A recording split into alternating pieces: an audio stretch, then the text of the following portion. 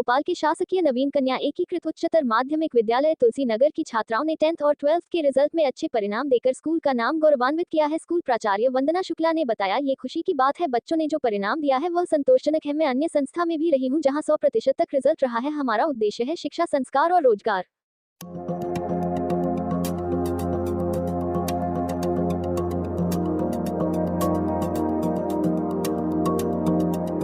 10th और 12th में क्या रिजल्ट रहा है आपका? मेरे स्कूल में 10th का रिज़ल्ट 84.2% और 12th का रिज़ल्ट 75% है। 10th में सबसे जो टॉप छात्रा है उसके 90% मार्क्स हैं और 12th में जो छात्रा है उसके 87% मार्क्स हैं। कई संस्थाओं में कार्यरत रही हैं आप, तो वहाँ का रिजल्ट देखा जाए तो बहुत 100% भी रहा है। एक्चुअली इसके पहले मैं जब से प्रिंसिपल बनी हूँ, मेरा 8 साल का करियर काजी कैंप स्कूल में निकला है। वहाँ पर मैंने 6 साल 100% रिज़ल्ट दिया है और शिक्षक प्रोत्साहन सम्मान भी मिला है। इसके बाद मैं 2 साल मानोरा में रही, ग्यारसपुर के पास, उसमें भी मैंने 100% 10th और 12th में रिज़ल्ट दिया है। वहाँ पर भी मुझे शिक्षक से प्रोत्साहन पुरस्कार प्राप्त हुआ है।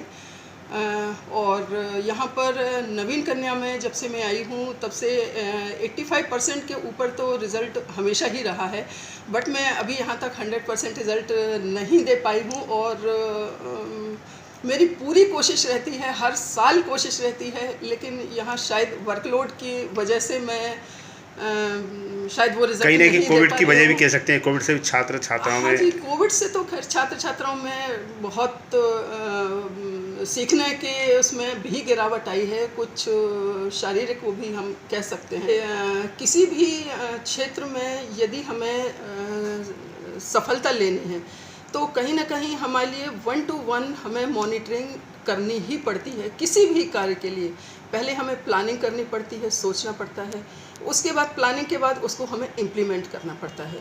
तो मैं यहाँ पर पूरे साल, चाहे किसी भी काम से ऊपर, मैं हमेशा बच्चों की पढ़ाई को ही प्राथमिकता देती हूँ और मेरी हमेशा पूरे साल पूरे शिक्षकों के साथ में, पूरे टीचर्स के साथ में 1 to 1 मेरी मॉनिटरिंग चलती है, हर विषय की चलती है। कोई भी जब रिज़ल्ट आता है 6 मंथली, तिमाही, तब उसमें मैं ये देखती हूँ कि किस विषय में रिज़ल्ट कमज़ोर आ रहा है, फिर उसके लिए मैं मोटिवेट करती हूँ या जो भी मुझसे संभव हो सकता है वो मैं प्रयास करती हूँ। वीक छात्राओं के लिए किस तरीके से आप मोटिवेट करते हैं? वीक छात्राओं के लिए एक तो मोटिवेशन होता है, दूसरा ये है कि उनको मैं कुछ क्वेश्चन डेली उनके लिए देती हूँ कि आप लोगों को ये क्वेश्चन आप लोगों को तैयार करके आना है। और मैं दो क्लास बनाती हूँ, एक अच्छे बच्चों की क्लास और एक वीक बच्चों की क्लास।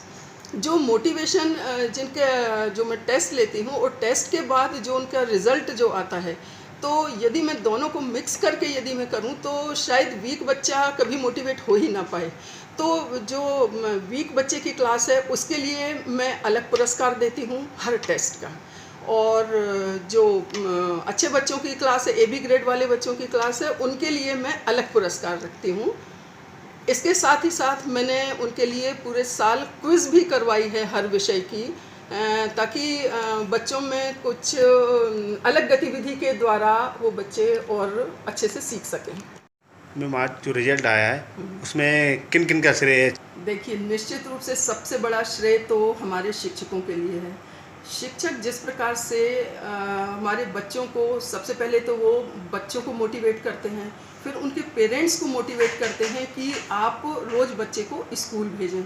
जब बच्चा स्कूल आएगा तभी पढ़ेगा। और हमारे जो टीचर्स हैं वो खुद अपने आप से ही पुरस्कार का कोई भी आइटम लेके आते हैं और जो बच्चा अच्छा करता है वो अपने आप से भी उस काम को करते हैं। मैं तो करती हूँ, परंतु वो भी अपने आप से करते हैं और वो भी 1 to 1 हर बच्चे की जो भी प्रोग्रेस है वो प्रोग्रेस देखते हैं और उस प्रोग्रेस के हिसाब से अगली तैयारी वो करवाते हैं।